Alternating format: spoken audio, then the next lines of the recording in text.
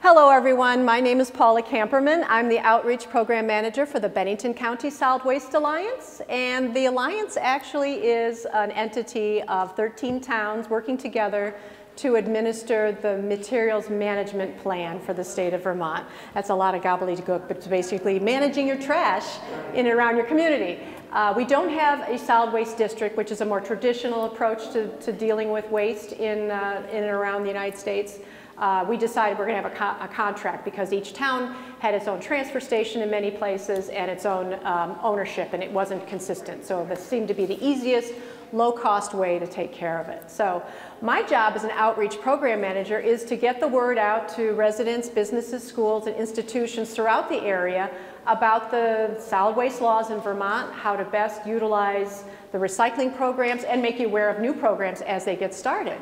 So today we're going to talk about, it's a very broad subject, so I can't cover everything in the time that we have, but I will go through the basics of curbside and transfer station recycling, as well as the other recycling programs available in Vermont, and answer questions.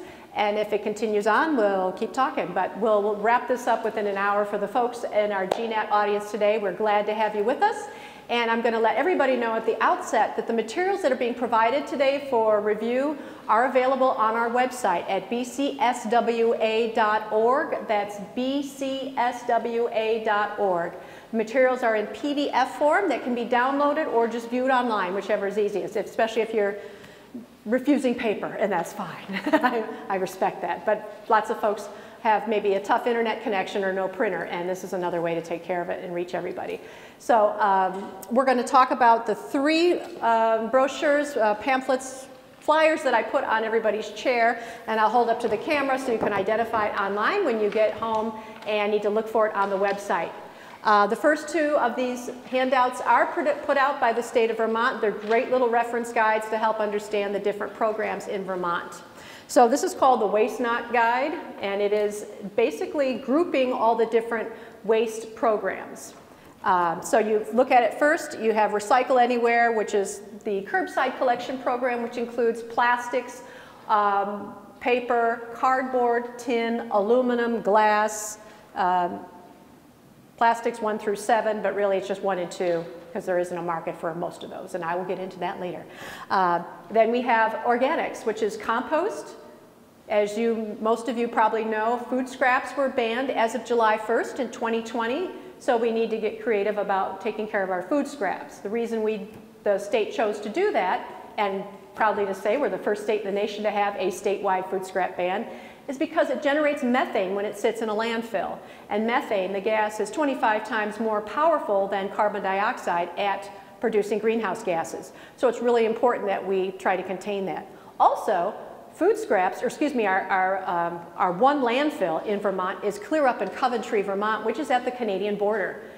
Food scraps are very heavy to haul, and if we're taking it all the way up there as part of trash, trash is heavy. It gets very expensive. As we all know, food it gets wasted, it gets heavy in the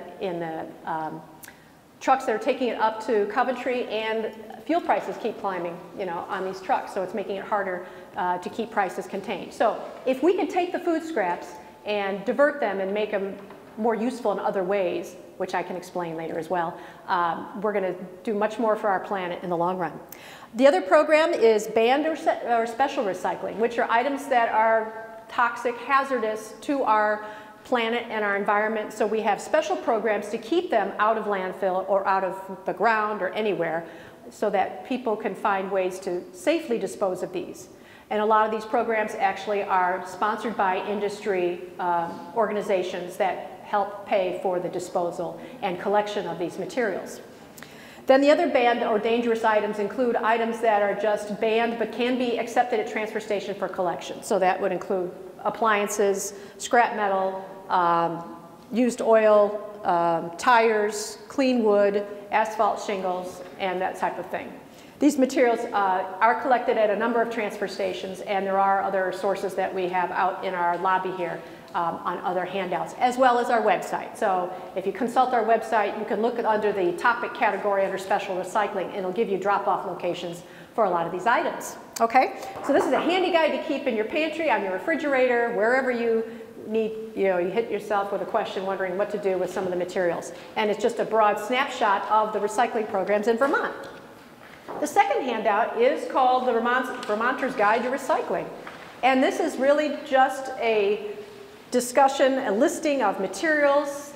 And you notice how I change it? Instead of waste, I call it materials. And that's what we're also going to talk about today. This is recycling, and recycling has value. There's a lot of misunderstanding in the world, especially in the United States, about recycling and what it means. We have to change our focus of looking at ways to get rid of our waste and look at ways to handle the material that we have once used and now should reuse. So we have to think about it not as waste, but a commodity that has value. So things like this have value. All this material has value because your hauler will collect it, sort it, bale it, and sell it. It has material value, and it goes out on the market. And to give you an example, the Northeastern Recycling Council, that's an industry organization that manages the information flow of recycling industry information all up and down the eastern seaboard on the northeast side, tracks the information of how much these haulers all throughout the area are getting paid for the material they are recycling. So in 2019, an average ton was getting about $50 for this is something that was going to be recycled. And it's just an average because there's some municipalities that are better at recycling than others. It's just a matter of how they collect the material and who they sell it to. So it's just an average. So in 2019, the average ton of recyclable material went for $50. It's now going for in the neighborhood of $180. So there is definitely value in recycling. So when you think about stuff, it's just not trash that's getting sorted, it's materials that has life after your use.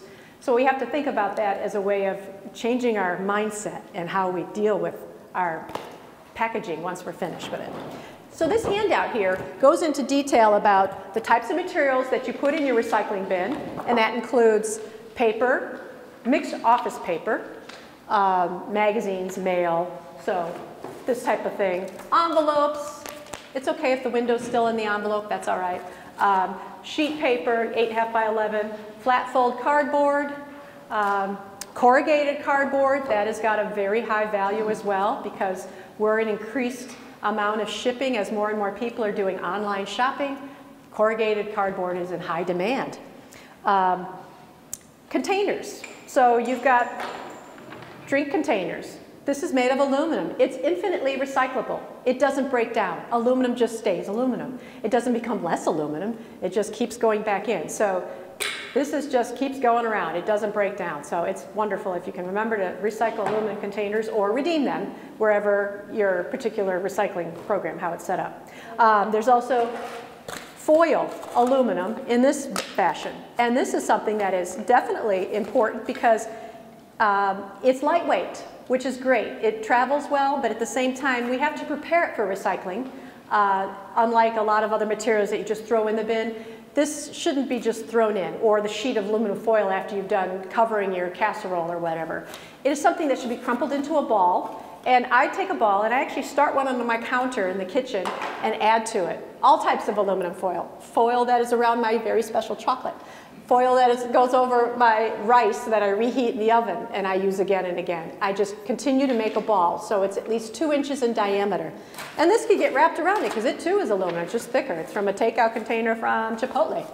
So it's just crumbled up and you just make that ball as big as you want as long as it's not any bigger than 2 feet because that's our limit for materials in our recycling bin. The minimum is 2 inches, the maximum is 2 feet. So take that material and once it meets at least 2 inches across, you can toss it in your recycling bin. Plastic containers. We have all types of plastic containers. The unfortunate thing is there are really only markets for numbers 1, 2, and 5 in this area. So number 1 and 2 is largely what you use for household products. Milk cartons, or excuse me, milk jugs are number 2. A lot of these are number 1. Now this one's a little bit different because it is a number 1, but it has a shrink wrap plastic heat shrunk label around it. But this is not recyclable. So you want to take a knife or a pair of scissors and cut up the side and pull it off. And just leave bare the bottle, take off the this thing, because often this is either multi-compositional, meaning it has more than one type of plastic in it, or it could have a metal spring. So you toss that out? Yeah, toss that out. There is a special recycling program, but that's not part of Vermont, and I'm not going to get into that. But there are kind of niche recycling programs out there. So you take the label off so it's nice and white and bare. Same thing with like the creamers, the specialty milk containers I've seen in the coolers at the grocery store. Anything that's got a shrink wrap plastic label on it, just remove. Okay, so there you also have containers with lids. Think of yogurt containers. You want to make sure that the lid is the same number as the container. So it should be probably number 5. Yogurt is usually number 5. So it's going to be something of number 5. And the lids are fine if they're, you know, big enough across. If you have bottle drink containers like number 1 water bottles, beverage bottles that are like tea or something like that, the caps can go right back on and just put into the recycling bin, because when they get to the materials recovery facility, affectionately known as a MRF, rhymes with Smurf, they take the material and they crush it down, and the caps may pop off, and then they're further sorted and recycled. So it's good to keep the caps on for plastic bottles. Let's see. Glass, recyclable, but just glass containers. You're not going to put a glass window pane in there, or a glass carafe, or something that wasn't intended for food, because it's just made differently. It's got a different property, and it tends to break a lot easier, the single pane glass in the recovery facility. And what we want to do is reduce the amount of injury and also make the type of glass something green, brown, clear, blue. They'll take it all. So let's see, cans. In my materials pile here, I have a can. So this was a can of chickpeas, probably. The lids are inside because they're sharp. So I stick them in and crimp them over with a pair of pliers, or strong like bull husband that wants to fold it over. And that way the lids stay inside. They recycle effectively, and they don't spill out and make it harder to sort. They stay together with the can. So in the future, if you can think of doing that, just stick them in there and crimp them over. Material that we think might be recyclable probably isn't, are things that are to-go packaging. This is stuff that has got a coating on the inside, and it's intended to be a leak barrier. So the material is intended to hold any kind of liquid form, so it doesn't penetrate the paper stock. So when you see this, even if you take the metal handle out, it's still not recyclable, because it's not a pure coating. Same thing here. This is actually a tray that was probably from somebody's lunch, because it looks like got a kid's name on it from one of the schools I picked up. It may have been compostable, intended to be compostable, but it had a lining as well, and this is not BPI certified, which I'll explain later, so it's trash. Some other examples. Black plastic. This is a lovely, darling little thing here. We have a number, I'm thinking this is a 5. Yes, polypropylene, number 5. The unfortunate thing is the black color is something they don't want in recycling bins, because they have the dark pitch that can't either A, be picked up by scanning machinery, which I don't think there is scanning machinery in our MRFs at this point. There will be, hopefully, when they have the new one built in Burlington, if the voters pass the referendum to build one. And they also tend to taint loads. So if you get a lot of black plastic, when you melt it down, you end up with just gray, and then it becomes translucent instead of clear. So take it apart, recycle the top, discard the bottom. Or better yet, avoid it altogether if you can. You know, take your own recycling, or your own to-go containers if you're at a restaurant. Cardboard, readily recyclable. I try to tear off the labels. It's just nice, you know, it just gives it more clean, you know, but they will work with anything. But break it down. If you've got a big box from some large appliance or something, take it down. I've done some comical social media postings where somebody takes an entire refrigerator box, folds it and shoves it into the green tote, you know, for pickup, and the truck can't get that out of there. So we just suggest 2 feet, you know, at the most. It just makes it so much easier. Okay. There are a number of materials that people think are recyclable but really aren't, and that's something we want to talk about today.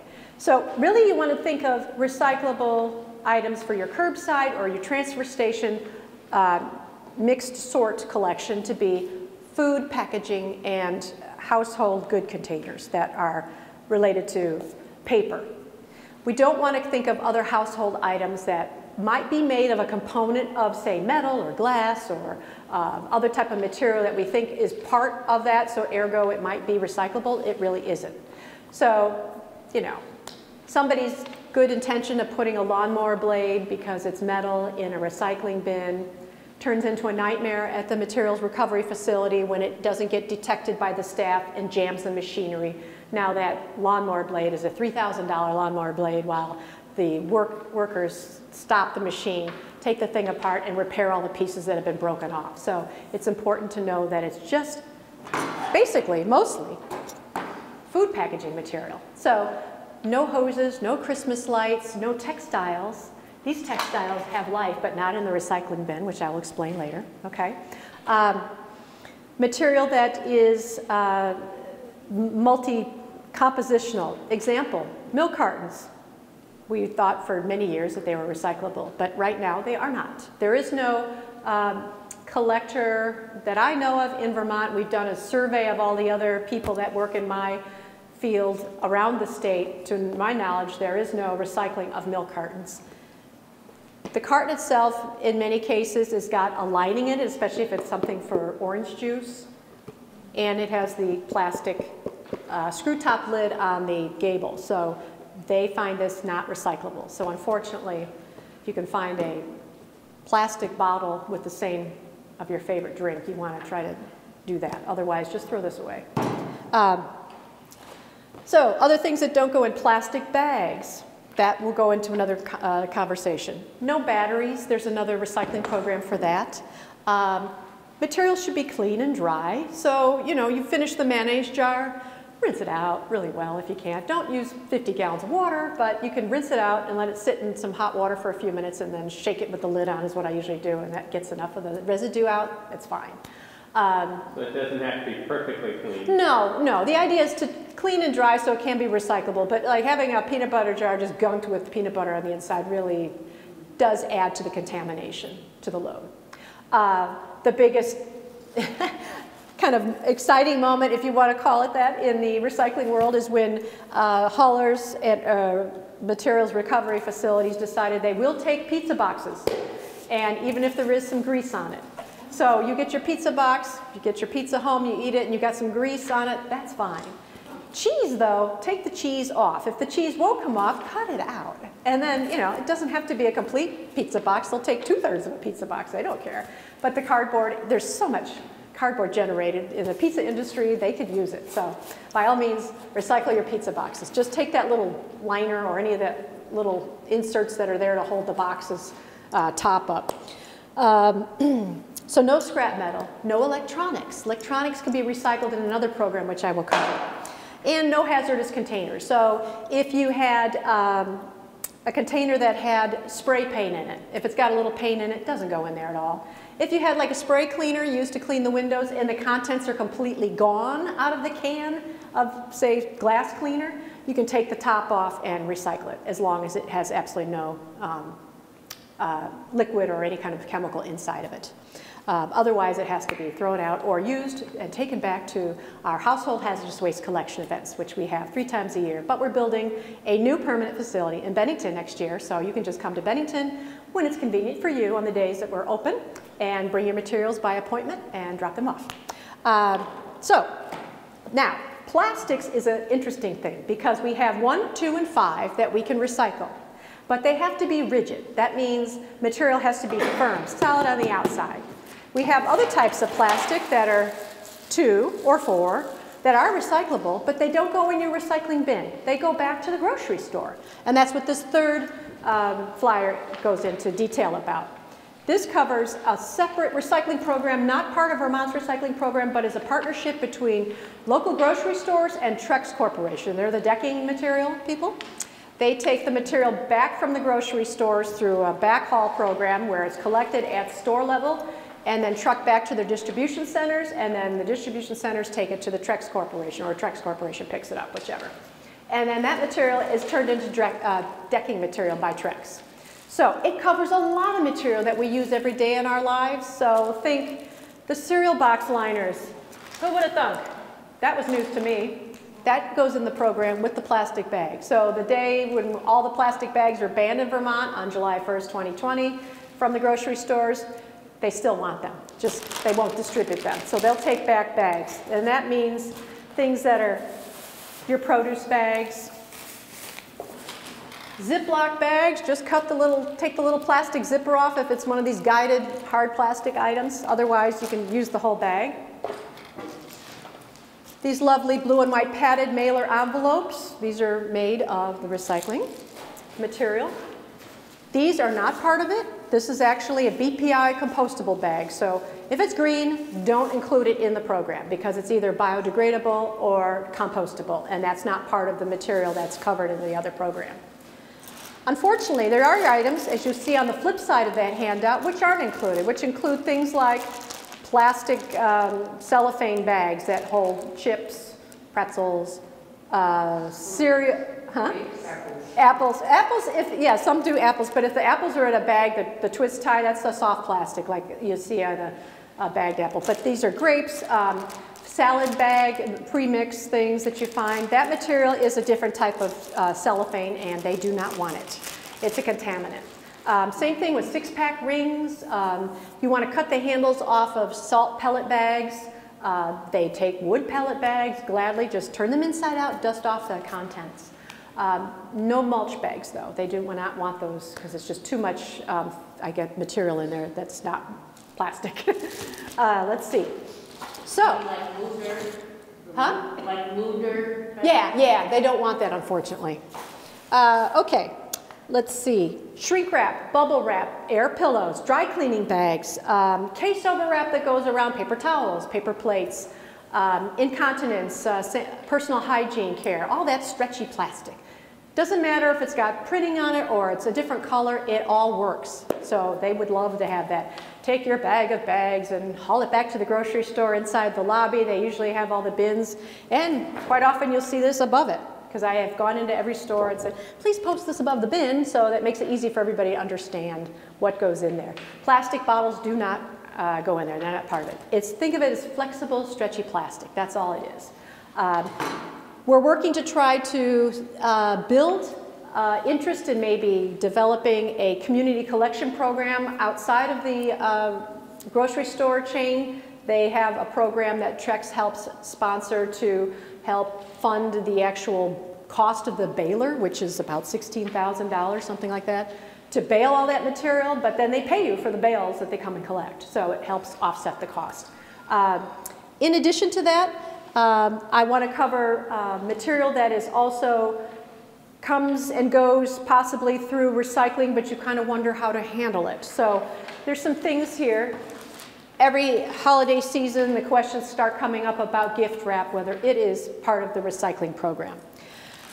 It has to do with what the material of the paper is made of. If it's actually got just a coating on it, like this is not much more than a magazine page. This is really just paper that's just got a regular coating on it that you'd find, which is recyclable. That's fine. Material that has some shiny, very high sheen coating on it, or mylar or glitter, or any kind of adornment or fix on it, just toss it. It's not good. Obviously, try to come up with some ideas. I've recently been using old bits of material or snazzy dish towels as my gift wrap at the holidays. So that way, it keeps on giving. This actually is a scented shelf liner that I've had for decades, and it just gets reused. It's got tape marks. It's great wrapping paper because it can be used again and again. Books. People think they can put books in recycling. You can put like a paperback that's pretty recent, that's fine, but if the pages are yellowed, they don't want it because the paper is starting to degrade, so they don't want that. Yeah. These are kind of newer in the shipping stream. These are paper envelopes. All the material is recyclable and it can be compostable.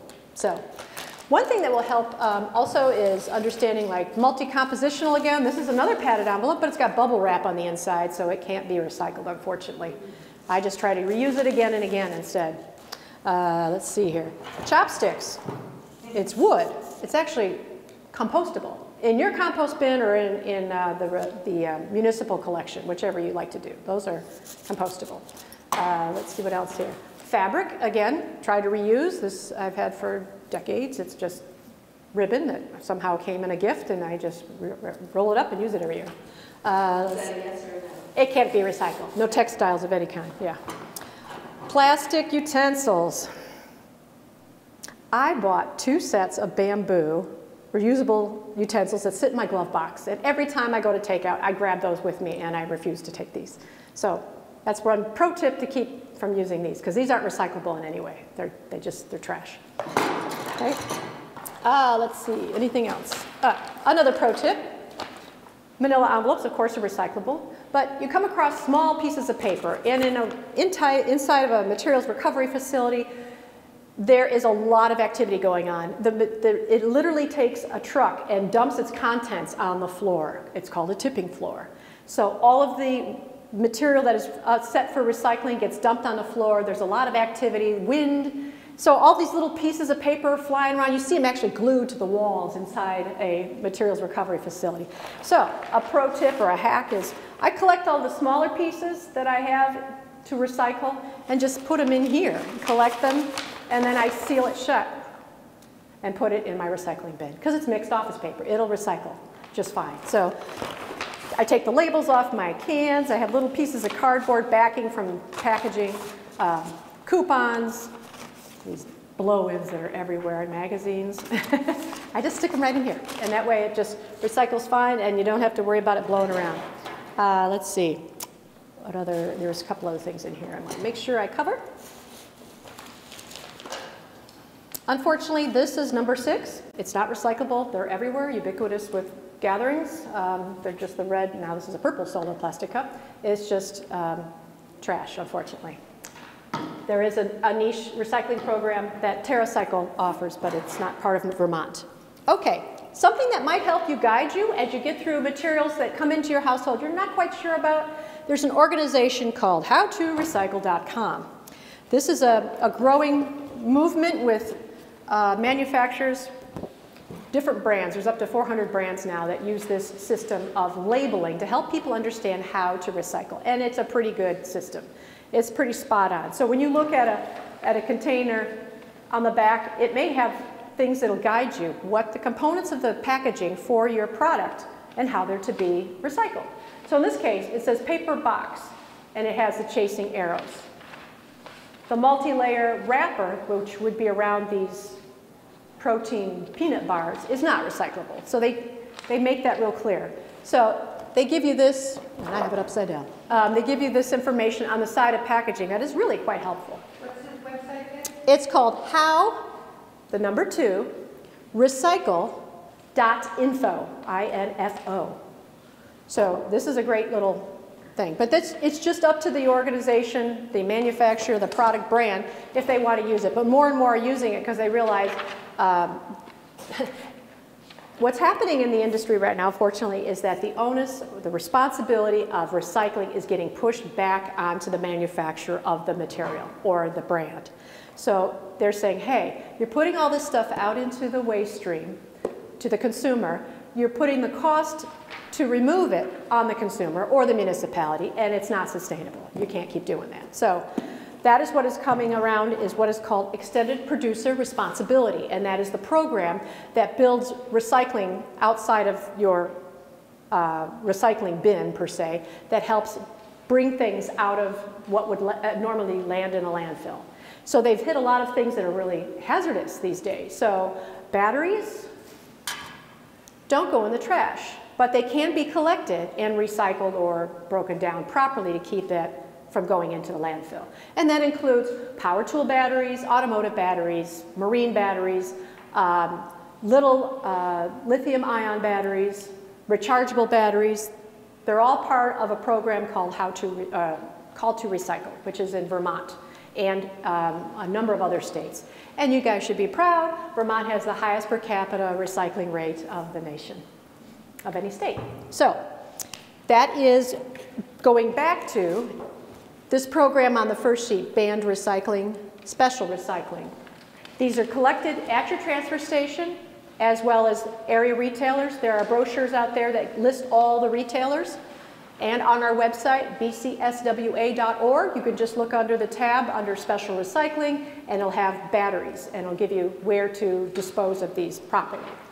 When you're working with lithium ion, the little button batteries, you want to prepare them properly for disposal because they are very powerful, but also highly volatile and can catch fire if they come into contact improperly or degrade. So you want to make sure that the contacts are covered. So generally what you do is you get button batteries, say from your key fob, hearing aid batteries, that sort of thing. You lay out a piece of 2-inch plastic tape that you would use to cover a box, and you lay them out in a line and then take the other piece, half of a piece of tape, and put it on top. So you envelop them from making direct contact with anything else, and that way you can dispose of them. These aren't quite so bad. You want to keep these in a plastic bag just so they don't leak on things and come into contact with others. You also want to cover the terminals of power tool batteries and other like so they don't have a similar impact as well.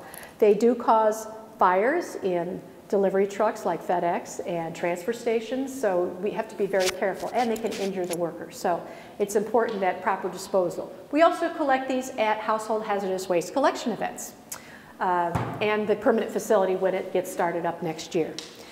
The other thing is paint. Architectural paint that comes in cans, quart, gallon, 5-gallon, can be collected back at retail locations and at our household hazardous waste collection events.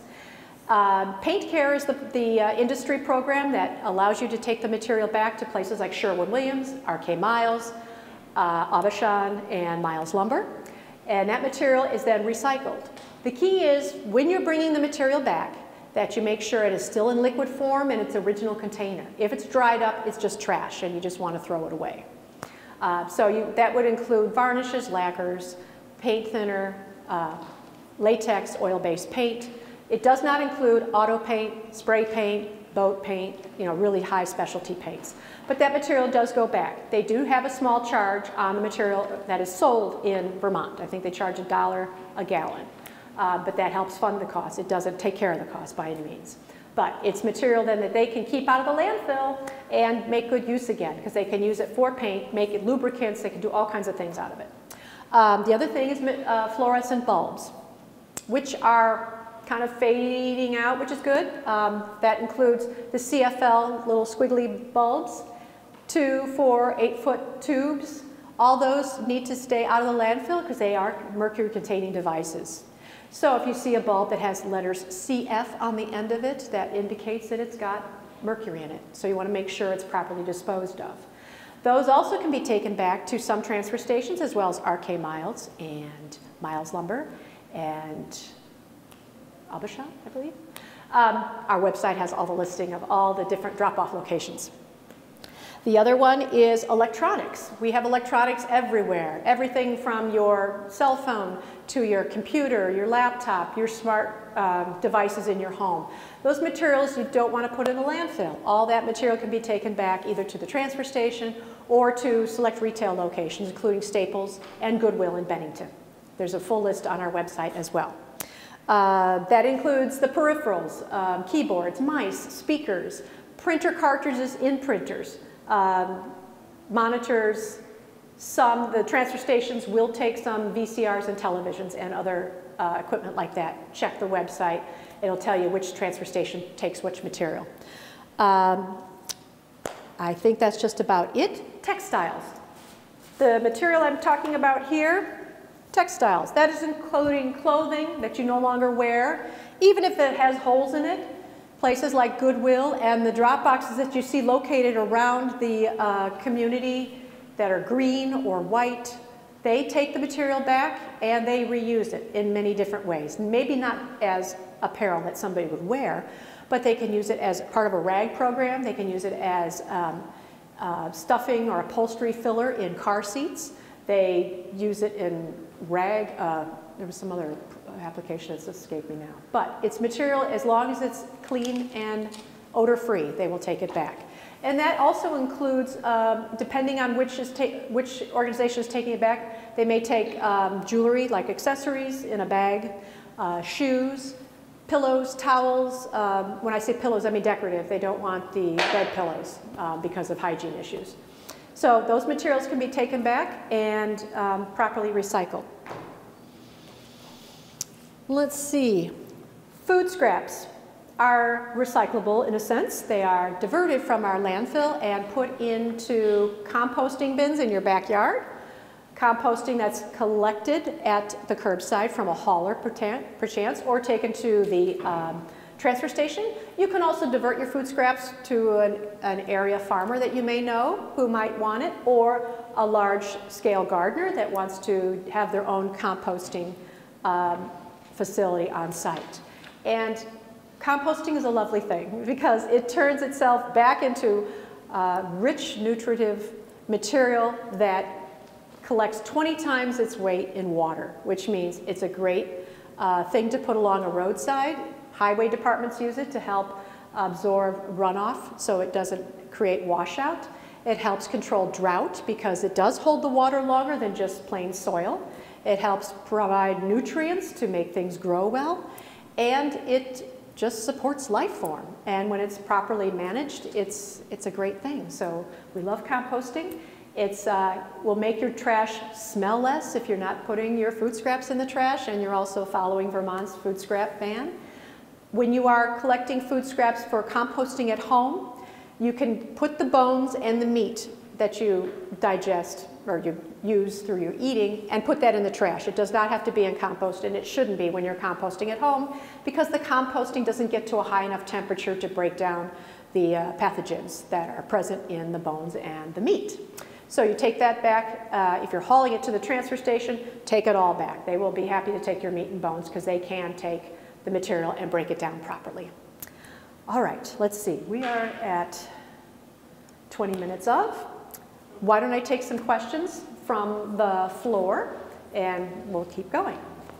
Do you have any way to recycle tennis balls?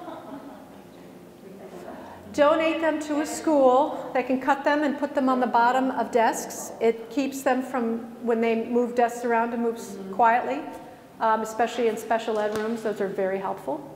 That would be my suggestion. Other than that, I don't know of any tennis recycling program, to my knowledge. Yes? I have a question on some paper items. Yeah. I had read somewhere that like receipts, like you get like an ATM machine and some of your receipts are not recyclable because That's correct. Thermal paper is not because there's chemical treatment on them and the composition of the paper, yeah. if you want an envelope and it has stamp and an address label that's not pure paper but has foil on it, you can tear that off? You mean like an adhesive label on top? Yeah. Yeah, it's not critical. They can work with it. And shredded paper. I guess they don't want that. Oh, they do.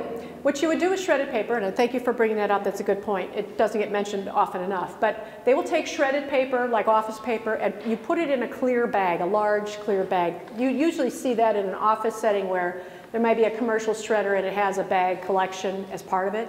It can be thrown in right on top of a recycling bin, and as it gets sorted, they see it coming, and they pull it out, literally, slice it open, and there's a big bin below, because they actually are up a story or a story and a half while they're sorting, and it gets dropped into a collection just for shredded paper.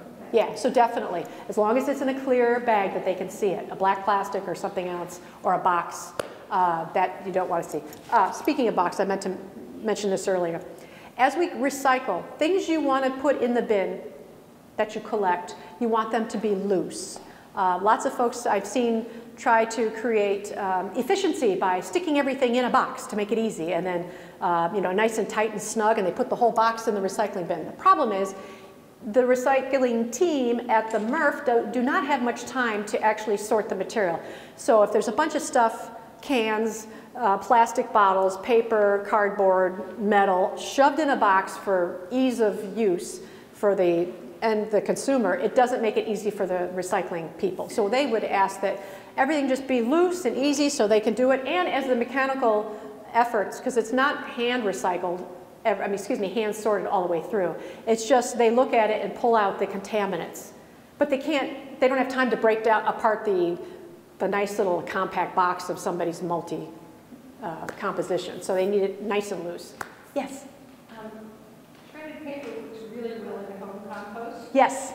But the other thing I want to know is, so all of these things that we're throwing in recycling that don't belong there, what happens when they get to the recycling center? How do they separate them?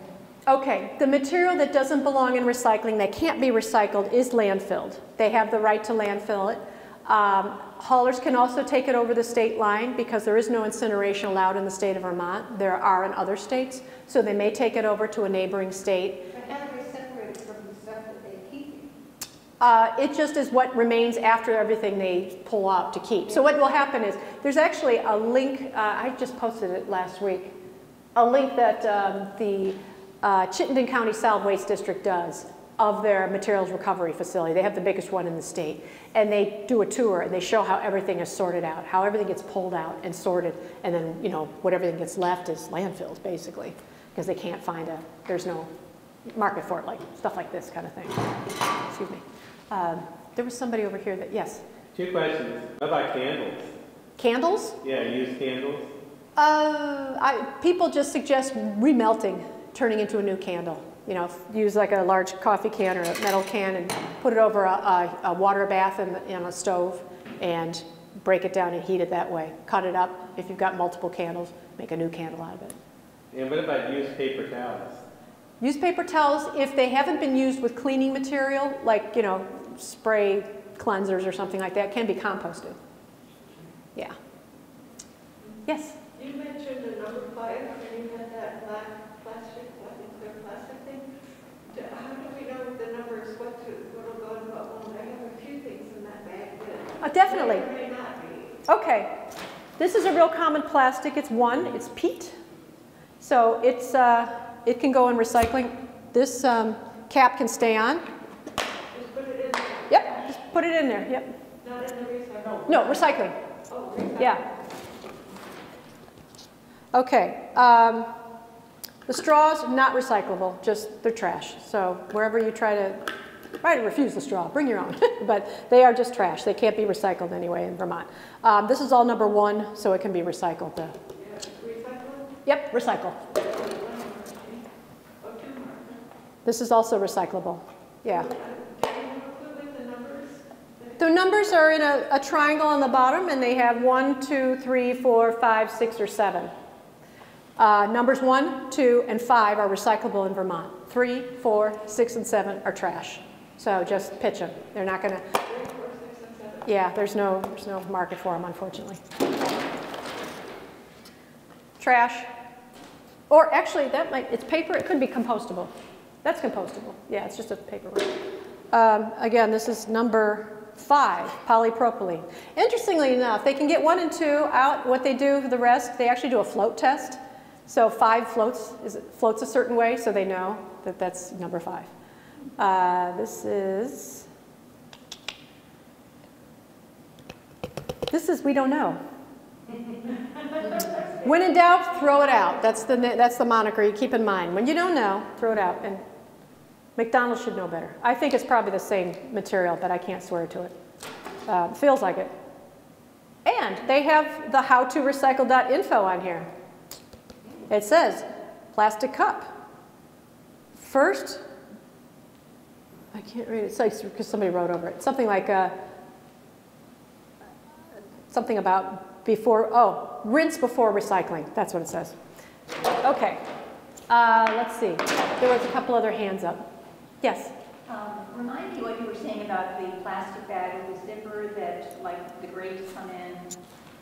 Okay, this is actually number 5, polypropylene, and it's not part of the store recycling program. It's trash. It can't be recycled in the bin either. And this is a Ziploc bag. They'll take that, but if there's a plastic zipper, just pull the zipper off. And you had another question. You took the label off the can. I've always read that you don't have to take the label. You don't have to. I do it because, you know, I'm a purist. Okay. Are Post-it notes with that adhesive, is that a problem? It's so little, it's like the adhesive on an envelope, it's not a big deal, yeah. Can you scrap the paper that you Put in the envelope? yeah, no, what you run through the shredder, you said put it in a clear envelope. Could you use that plastic bag to use it? When I said talk about shredded paper, we're talking about like office volume. You know, you want like a clear plastic, like trash bag size, something they can see easily. If it's in a little Ziploc bag, they're not going to catch that as readily. You want to stockpile if you can. You can just throw those shredded. The shredded can go in an envelope. If you got just a little bit, you know, put it in your envelope with, yeah. But you don't want it loose because it flies all over the room and then you're going to track down. Yes? Do you know if Casella is still doing those tours that they used to do over the MRF? They did a wonderful tour. Yes, they are, the Chittenden County one is still being done. The one in Rutland, you mean? Yes. Okay. Rutland had been closed. Our board of directors scheduled one for November, so it may be, it wasn't clear to me whether they had reopened or they were doing it for us since we are who we are. It's not, we're not the general public, we're industry people that have to understand because the board has never, most of the board members have never seen inside one of those, and it helps them understand a lot of the complexities of what we're dealing with. It's a wonderful It tour, is. And if you're there, encourage them to open it to other people. Our Yes. group has done 2 trips there. Yes, it is. They had it closed for COVID, and I don't know if they've loosened that now, because I had checked a couple of months ago because I was going to make a recommendation for the public to sign up and do it, but they were still closed, so, Well, yeah. you can let us know. That I will, definitely. As soon as I know that they're taking... It's like Willy Wonka. It is. It's great. It's best not to go on a hot summer day, though. Pro tip, go in the cold weather months, bring an extra layer of clothing, and that They should... give you a hard hat. Yeah, that's right. And glasses if you want, yeah. But it's funny because they collect all sorts of strange things that have been, you know, added in the recycling bins that they pick out. Figurines, really odd things I've seen up at the Chittenden County one that just, you know, I took a picture of it because it's just so odd. Such an emporium. Yes? My husband gets medicines in the mail, and they come in these gray plastic bags, and there's no information on them. Are those? Yes. They're part of this program. Just cut the shipping label out. Yeah, yeah. And then also, I've gotten toothpaste tubes now that say number 2 on them. Yeah, no. Until our sophistication level at the MRF gets higher where they can actually read through this stuff. I know, because I was all excited when Tom Zemain said, no, we're going to, you know, it's not recyclable. Well, they can't sort that because it's such a niche little item. They can't say, oh, that's a Tom Zemain one. I can pull that out because I know it's a tube. Where, you know, 90% of the other material that looks like a toothpaste tube is made of something else that isn't. So they can't do that. And for my own compacting of things, I take cereal boxes and put one inside of another, and other ones that are the gray cardboard. Is that? That's fine. It's when you're taking a cardboard box, filling it with cereal boxes and cans and envelopes and plastic bottles to, you know, keep it all nice and compact because you think you're saving space in your bin. That's great, but if they can't, if they can't really unwedge it, it's a mess. Yeah. So just cardboard and cardboard, flatboard. That's fine. Yeah, definitely. Yes. I've run a plastic container through the dishwasher to get it cleaned out before it melted, and I put that in once it's melted. It's a good question, because I've had that happen too. I made the mistake of putting it on the lower rack. Yeah, I suppose, because, yeah, go ahead. Yeah, it'll melt down, I think it'll be okay. Yes. Are there enough employees working in all of the sorting facilities, or are there lots and lots of jobs open, or are they plenty of people? And what does a person make per hour if you have to work as a recycle sorter? The last time I was in a MRF, which was Chittenden County, was in January of 2019. So whether or not they have enough, I don't know. You'll have to go to their websites because they advertise for positions. They were making at the time $15 an hour up there. So I don't know. I'm sure that's gone up since then because there's always been it's been quite a tumultuous change in our economy that's kind of pushed wages up. So yes, They do have a high turnover. yeah, it's not easy work. It's tough work. It's dangerous very work. loud. It's very loud. Yeah. Yeah, they wear a lot of hearing protection, you know, and it's arduous work because you're working in not environmentally controlled environment. It gets hot, it gets cold. You're up there long hours, and it's smelly and messy, and can be dangerous depending on the exposure of what's coming through the line. So, yes? Do the people who pick up your recycling at your home know what's recyclable and what's not? Not always, no. They get trained, but also markets change over time. But yeah, and it becomes, the onus gets put on me to try to keep in touch with the haulers. Okay, what do you have markets for? Because there was a time when these were recyclable, not necessarily in Vermont. I live actually over in nearby New York, and they were taking it in my pickup curbside, and then they weren't. So, and also, I've had other places that support education for recycling, and we're telling people this stuff is recyclable. And they're like, no, no, no, not in Vermont. So it's just a matter of, it's a myriad of misinformation. So I try to get out ahead of it and let people know. So pro tip, follow us on Facebook, because I let people know new things as they're coming out. And I post 3 times a week, unless there's something going on to help people understand, or, you know, hot news off the wire. Can you tell us about this cup from the library here? Let me look at it, because it might be. That had my coffee. Can I touch it? Use that? Yes. It's got a light. It's trash. Because it has a plastic. Yeah, it's got some kind of. It's there to, you know, keep the thing from falling apart. Very few cups, except like these really little tiny little Dixie cups. Most of them all have lining in them. So, yes. What should the library buy? BPI certified compostable, and have nothing but BPI certified compostable serveware. So uneaten food and the serveware can go right in the same collecting container, and then be collected as composting. Wow. That's ideal. That's what you would want. What does BPI mean? It's a certification, Biodegradable Products Institute. It's an independent certification organization that looks at the construction of serveware materials, so that they know that it is fully compostable in a time frame that's required by commercial composters. And they also have other testing for forever chemicals that are used in other materials for coating that you can't make it, that render it really not safe composting, because it has PFOA and PFAS materials, which is great for what it does, but it's not good for the environment and not good for humans. So they certify. So whenever you're buying compostable serveware, you want to make sure it's BPI certified, because that's all Casella wants. They don't want somebody says, oh, but it's certified compostable, it will break down in 12 weeks. Well, if it doesn't have the BPI certification, they don't want it, because it contaminates their composting. So they cannot sell it to a farm, an organic farm, if they've got the PFAS chemicals in it, so they don't want it. In fact, the Chittenden County Solid Waste District up in Williston stopped taking any kind of compostable serveware, because you couldn't tell the difference looking at it, whether it was or wasn't fully certified, or whether it was made of some other kind of resin, or whether it really didn't break down in the proper amount of time. So they were screening out the composting. That's the finished process that they do after it's broken down, and the material was just literally coming apart. The soil matter was coming through the actual composting, but what was left was all this ick that didn't break down. So they just said, we have to stop doing it, because it's making our material not what it should be. Yes.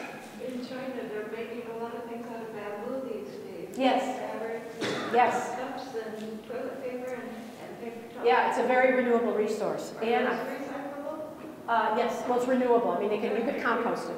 That might be a good thing for the library to look into, bamboo cup. Yes, bamboo is good. It's not cheap necessarily. It's coming down in price. Oh, But yes. Yeah, Yeah, I mean, it's ideal. There's lots of materials now that are made that are compostable, that are, you know, it's great.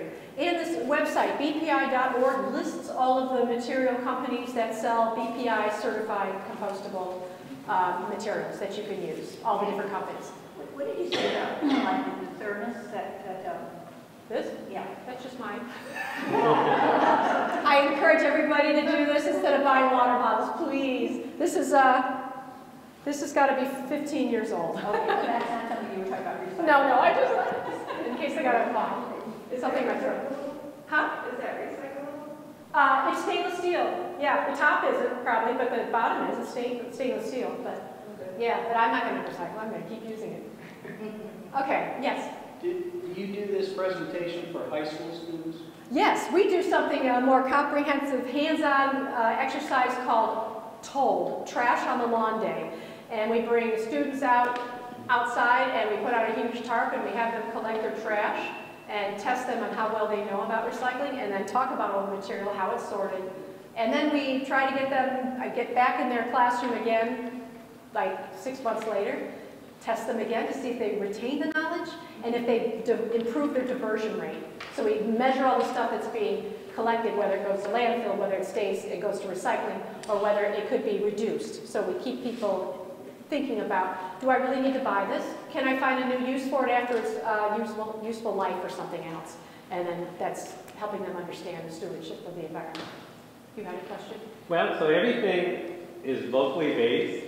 Like if a person's traveling, they would need to go to the website of the area they're at to see if they can put that in the recycling bin, like at a hotel or a rest stop. Well, I try to help people understand if you hit some of the low-hanging fruit, like the obvious 1 and 2 plastics, that's kind of like the low bar, but that's really what you know will recycle. I've talked to other communities back, like the last time I got together with colleagues of mine from other states was in 2019. I'm going to do it again in the fall, but I talked to other places out in Pennsylvania. They said, we've stopped collecting recycling. And I said, really? They said, we don't recycle anymore because our markets fell apart after the China National Sword Program. We just couldn't do it anymore. I hope that's changed. And I see in trade journals that more communities are getting more interest in markets. They're finding feedstock markets to sell off their materials, and they're resuming recycling programs. So, you know, fingers crossed. It's the right thing to do. It's what we got to do, you know. And we got to get companies stepping up and using materials that we can actually recycle. Yes? You did say aerosol containers are recyclable as long as they're basically empty and I presume non-toxic product to begin with, like AM. Yeah, like cooking spray, that kind of thing, but you know, something that had like Roundup in it, you know, you don't want to put that in there now. They would take off the little spray plastic plate cap? Yeah, I take the nozzle and the top. Yeah. Is there any other questions? Oh, this is great. Okay. Well, I want to thank everybody for taking time out of your wonderful, beautiful weekend today to spend some time to learn about recycling. I encourage you to sign up for our electronic newsletter, which comes out 4 times a year. It helps you understand all the different events that we host, gives you information about new recycling programs that may have nothing to do with what I've covered today, and also help you understand just the changes in the market and programs that might be coming about locally. And we do not sell or share your information. It's just for the newsletter. So there's a sign up outside, or you can get on our website and hit the email sign up newsletter in the upper right hand corner. I thank you again very much for joining us. Thanks to our audience at GNAT-TV. We'll be seeing you around with another segment. Thanks again. Thank you. Thank you.